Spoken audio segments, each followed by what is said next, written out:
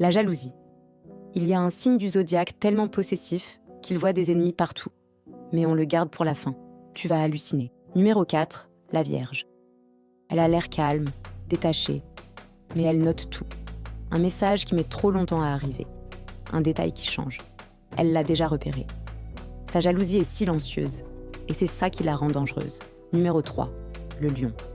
Son problème, c'est pas l'amour, c'est l'ego. Quelqu'un capte plus d'attention que lui dans la pièce? Insupportable. Le Lion rugit, reprend la lumière et te fait bien comprendre qui est le roi. Numéro 2, le Scorpion. Le maître de la jalousie froide. Il cherche des preuves de trahison, même quand il n'y en a aucune. Et le jour où il se sent piqué, il se venge.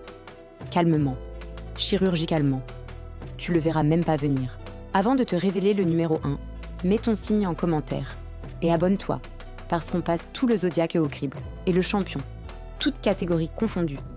Celui qui transforme la moindre infidélité imaginaire en fin du monde. Il voit des menaces là où il y a juste de l'amitié. Sa possessivité, c'est plus de la jalousie. C'est une obsession. Tu as deviné de qui je parle? Balance ton pronostic en commentaire et dis-moi si c'est ton signe. Il y en a un dans ton entourage pour qui le monde entier tourne autour de lui. Top 4 des signes les plus égoïstes. Et le numéro 1, pense même pas que c'est un défaut. Numéro 4, le Taureau. Son confort avant tout. Tu peux lui demander de bouger pour toi, il bougera pas.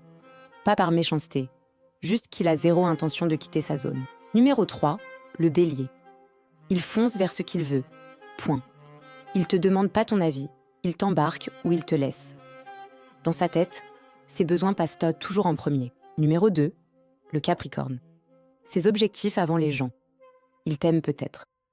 Mais le jour où tu te mets entre lui et son ambition, devine qui il choisit. Spoiler, c'est pas toi. Avant le numéro 1, mets ton signe en commentaire et abonne-toi, je passe tout le zodiaque. Et le roi incontesté. Pour lui, t'es pas une personne, t'es un public. Chaque conversation finit par revenir à lui.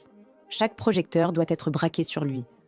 Il t'écoute juste le temps de ramener le sujet sur sa petite personne. Le monde, c'est sa scène, et toi, t'es de la figuration. Et le pire, il en a même pas conscience. Tu vois déjà de qui je parle? Mets son signe en commentaire et le tien. On va voir combien tombe sur le même.